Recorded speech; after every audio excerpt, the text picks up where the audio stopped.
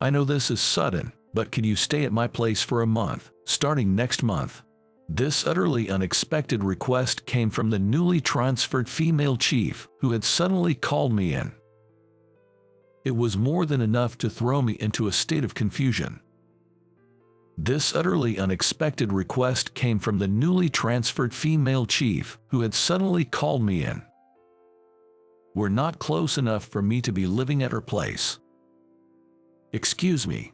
While I was taken aback, the chief blushed, fidgeting in embarrassment. Through this request from the chief, my life was about to take a significant turn. My name is Thomas Mason. I'm 32 years old and work at an elderly care facility. I've always loved interacting with older folks since I was a kid, being quite the granny's boy, so caregiving is the perfect job for me. However, the caregiving staff at work are mostly women in their 50s and 60s, and there are only 2 men, me and the chief. That's why the chief and I often take on heavy lifting, and I was a little dissatisfied with the unfair division of work. But I can't voice such complaints to female staff. The chief, who was the only one I could rely on, has already passed the age of 65 and will retire. Once the chief retires, will I help everyone with their work? Well, until now, the work was finished because the chief helped me with the work. Such thoughts filled my mind, and I couldn't help but sigh.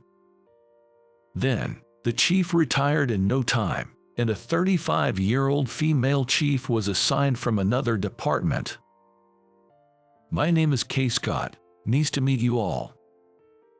When she introduced herself to us, I felt that Miss Scott suddenly looked surprised when her eyes met mine, and quickly averted her gaze.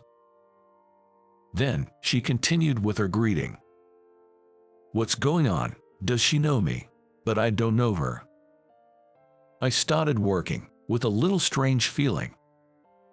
Unlike the previous chief, the new chief did not seem intimidated by the older staff in their 50s and 60s and was not shy about giving work instructions. "Helen, one of the residents is calling you. Please attend to them." "Jessica, you left meal assistants halfway to guide someone else to their room, didn't you? Please finish one task before moving on to the next." The new chief was brisk in her directives and closely observed the movements of the caregiving staff, giving necessary corrections. There was no wasted motion in her work, and her directions and reminders were always on point. However, the Queen Bee staff, who had been there for many years, didn't like being instructed by a younger chief. "She's acting high and mighty for being so young. She's getting carried away just because she's the chief." Complaints about the chief had become commonplace at work. And for some reason, the chief didn't give me any work instructions. It was as if she thought, "You can handle things on your own, right?" even without her saying it. Seeing this, the Queen Bee staff members started complaining about the chief again. "It's weird how she only gives us instructions and doesn't say anything to Thomas. She's probably just buttering him up because he's a man. Pathetic for a chief." Whenever I was in the staff room, I could always hear people bad-mouthing the chief. I was getting wary of hearing it, so I started spending more time chatting with the residents and less time in the staff room. However, being out of the staff room meant my paperwork wasn't progressing at all. I was getting tired of feeling like I didn't have a place at work and my work was not moving forward. That's why I asked her for instructions. "What should I do? Is there any work that I can handle?" After saying that, I approached the chief on my own. Then, finally, the chief said to me, "All right, then do this," and started to assign tasks to me. But the tasks given to me were things like changing sheets and cleaning the floors. It was obvious that these tasks were not caregiving duties, just odd jobs. Seeing me accepting these tasks from the chief, The Queen Bee staff members started bad-mouthing the chief again behind her back. That chief, she's definitely pandering to men. Changing the work she assigns based on gender and age, she's really a wicked woman. The behind-the-back talk from the Queen Bee staff members was only increasing day by day. I started racking my brain about how I could improve the relationships at work. During such a time, I was called by the chief to the conference room. Did I do something? I couldn't think of anything. Well, it doesn't matter. Since I was called by the chief, I might as well discuss the interpersonal issues as well. As I was walking towards the conference room with various thoughts, I noticed the chief fidgeting with an unusually embarrassed look. When I asked, is there something you need from me? She just kept looking down without saying a word. While I was watching the chief with curiosity, she finally opened her mouth. I'm sorry for the sudden request, but can you stay at my place for a month next month? What? I was confused by the sudden, unexpected request from the chief. I'm going on overseas training, so could you look after my cat for me? Saying so, the chief handed me her house keys, fidgeting with a bashful look. Ah, so that's what this is about. Although I understood, I felt a strange sense of urgency about this unexpected request from the chief. Why me? Aren't there other people you could ask? When I asked the chief that, she looked at me with a blush and said, there's no one else I can ask. That's why I'm asking you, Thomas, and gazed intently at me. Looking at the chief's embarrassed, yet serious eyes, I couldn't refuse. Well, if you're okay with me, I'll do it. As I muttered that, the chief's face lit up all at once. Really? Well, I'm counting on you next month then, she said, now, back to work, and walked out of the meeting room with a spring in her step. I could only stand there, dumbfounded, watching the cheerful figure of the chief retreat. No matter if she didn't have anyone else to ask, why me? I'm not particularly close to the chief. With those thoughts in mind, I returned to my workspace. It was strange that the chief would entrust all her personal and home matters to me, a mere employee. As I thought about various things, I felt strange about the chief's attitude and had a vague feeling. At the end of the workday, I decided I had to refuse the chief's request and stayed behind in the office. However, the chief was caught up in preparing for her overseas training. She was discussing the training with the office staff, receiving explanations about the flow of the day, meeting up with the translator, and so on. In our nursing home, there is an annual overseas training program for caregivers, nurses, and dietitians. They visit countries known for their advanced welfare systems, like Sweden, Denmark, and New Zealand, to observe and learn about their caregiving techniques in local hospitals and elderly homes. Usually, experienced employees attend to reflect on their usual caregiving tasks. But it seems that they couldn't gather participants this year.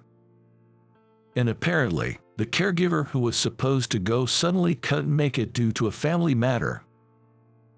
It was understandable then that the chief, who had recently transferred, was suddenly set to go on overseas training next month. As the chief busied herself with preparations for the overseas training, a month passed without me being able to say a word. The spare key she had given me still remained in my bag. The day before the chief's overseas training. Is she really going tomorrow? As I stared at the key I had received from the chief and thought about various things, the chief, who was about to go on her overseas training the next day, called out to me. Could you drop by my place after work today? From tomorrow, I'll be relying on you to take care of my home daily. Upon hearing the chief's voice, I ended up having dinner at the chief's house after work that day. For some reason, although I should be visiting the chief's house for the first time, the apartment building seemed vaguely familiar. I thought about it for a while, but in the end, I couldn't remember anything, and with a feeling of unease, I entered the chief's home. As soon as I stepped into the chief's home, something black flew across in front of me. What? As I stood there in surprise, the cat, which had been on top of the cat tower until a moment ago, dashed into the depths of the room with great speed. She's incredibly shy around people. She's never let any visitors touch her. The chief explained this while putting down her bag, donning an apron, and starting to prepare dinner. Wait a minute, I've never owned a cat before. There's no way I can take care of one that's so timid. When I voiced my concerns, the chief waved me over to the kitchen and said, "Come over here." She then proceeded to teach me about the proportions and timing for preparing cat food and water. She even showed me how to clean the litter box. But even if I understand how to take care of her, I don't think I'll be able to bond with her. When I voiced this concern with a sigh, the chief responded, "You don't have to force yourself to get along with her. Just make sure you feed her and take care of the litter box. That's all you need to do." I was overwhelmed by the chief and reluctantly said, "I understand. I learned only the basics of cat care from her." Then, the chief hastily cooked dinner for me and left early the next morning for an overseas training program. The next day, I continued with my regular work as usual. Today, as well, I was busy with work, and before I knew it, it was past the regular time. "Oh, no, I have to take care of the cat," I exclaimed and quickly stood up, hastily clocked out, and headed towards Chief's house. When I arrived at the house, a swift black figure dashed past me. Looking up, I saw a cat tower next to the front door, and from it, the cat jumped down and fled into the room. Is it okay to jump down from such a high place? If this continues, she'll eventually get hurt. Saying so, I went into the room to replenish the cat's food and clean the litter box. As I did this, the cat was watching me intently through a gap in the sliding door of the bedroom. Come to think of it, I hadn't asked the chief for the cat's name. I took the liberty of naming her Fluffy and tried to beckon her over, but the cat hissed in intimidation. I worried that this situation might be causing the kitty some stress. I said to her, "I'm going home now, make sure you eat your food," and left Chief's house. For about a week, I went over to Chief's place daily. The cat seemed to find it strange that I, a stranger, not its owner, was visiting the house every day to feed it and clean its litter box. Slowly, she started venturing out from behind the sliding door of the bedroom, tentatively sniffing my bag. However, she would jolt and retreat back to the bedroom whenever I moved. Despite this, I felt like I was gradually closing the distance with the cat. In order not to startle her, I'd carefully place a treat in front of her, keeping my movements to a minimum. Then, even though she'd contemplate returning to the bedroom for a moment, she'd sniff at the treat and take a bite. With such persistent efforts, the cat started to come near me. She would sniff the hem of my clothes, back hunched in caution. She would surely bolt at an incredible speed if I made any sudden move. I was unable to move, frozen in place for several minutes. But today, I started work early at 7 a.m. and worked overtime. I ended up missing my lunch break and was famished. I desperately wanted to eat something, but I couldn't move. My hunger eventually won over, and I decided to move slowly. The chief had previously told me, "You can eat anything you find in the house." I got up as if in slow motion and went to the kitchen. Then, I opened the refrigerator and scanned its contents just with my eyes. For some reason, the cat did not run away, but slowly followed me, then just sat there watching me. I couldn't figure out what to eat, so I pulled out a fruit jelly that the chief had bought and placed it on the table. The cat, from under the table, looked up at me curiously as I sat there eating the fruit jelly for dinner.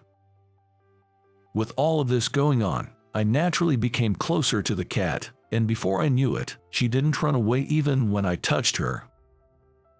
In fact, she began to rub against me and purr.